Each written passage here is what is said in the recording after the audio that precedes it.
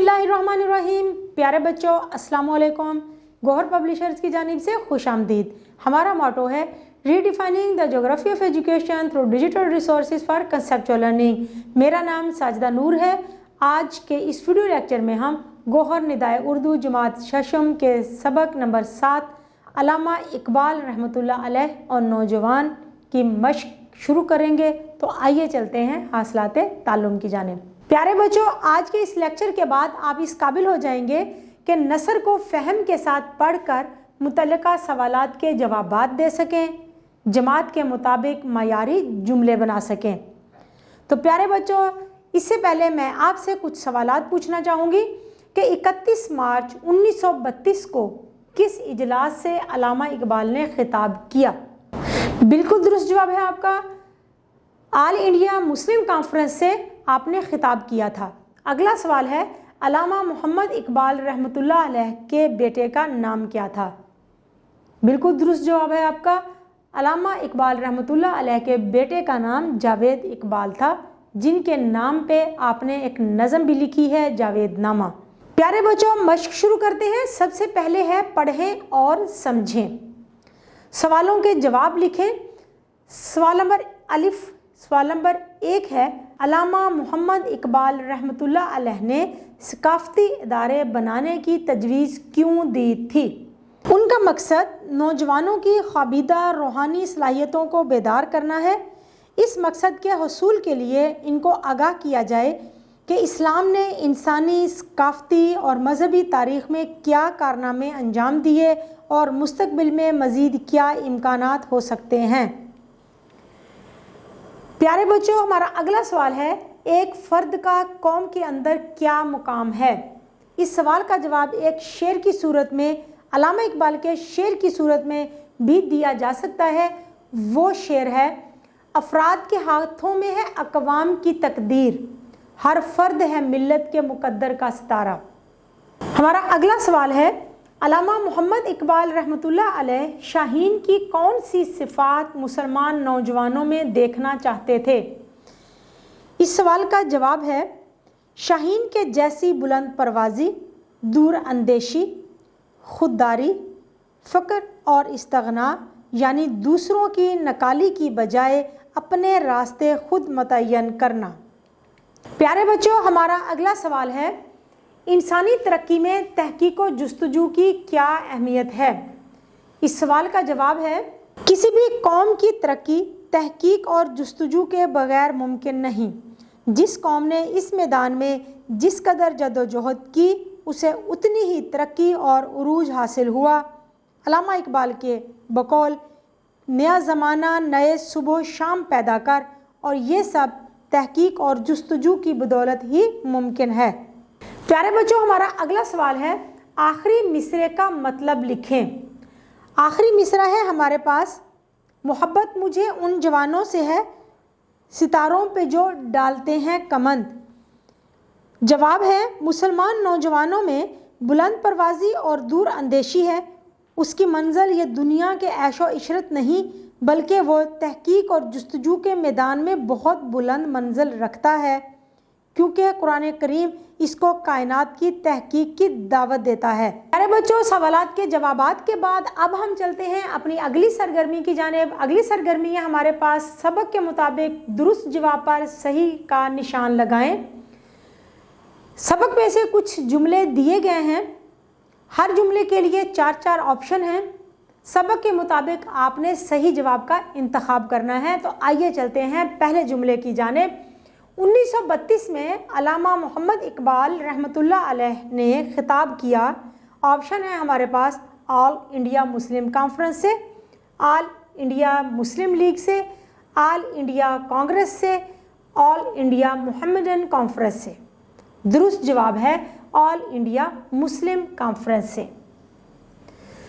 अगला जुमला है हमारे पास, कामयाबी के लिए दरकार है। ऑप्शन है, यकीन महकम और अमल फहम, यकीन महकम और अच्छे ताल्लुकात, खुद पर मुकम्मल एतमाद, या दौलत और ताल्लुकात।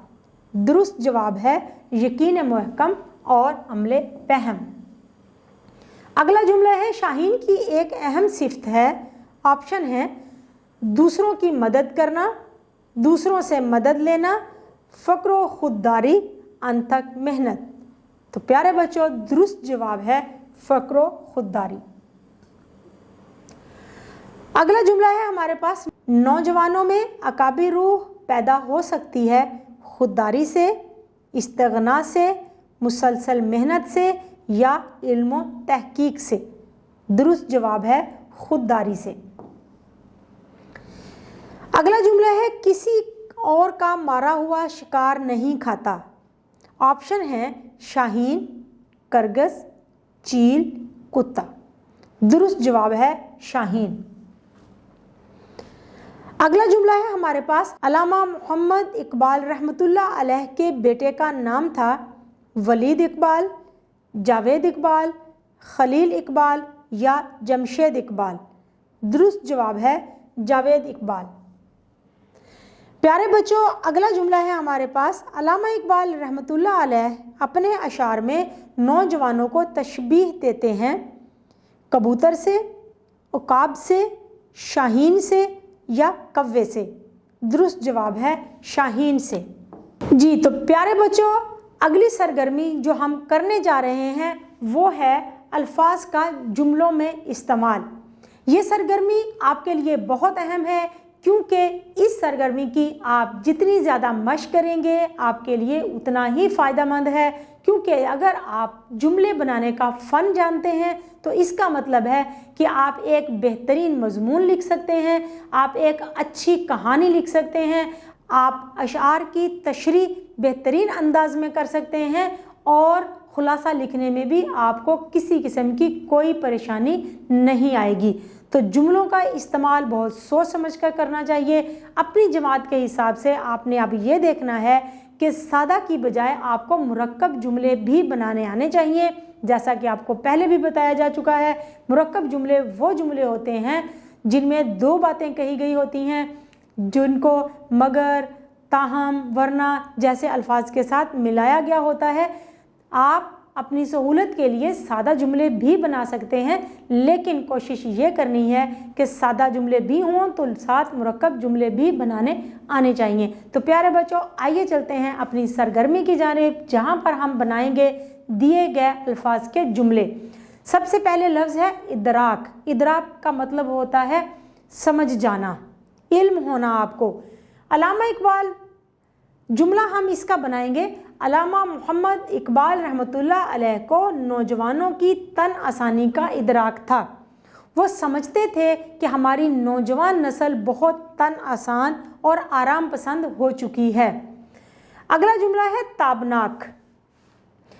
ताबनाक का मतलब होता है रोशन। हमें अपने ताबनाक माजी पर फ़ख्र है। आगे जो लफ्ज़ दिया गया है जुमला बनाने के लिए वो है खुदी। खुदी का मतलब होता है खुददारी, अपने ऊपर भरोसा करना, अपनी अहमियत मालूम होना अपने आप को।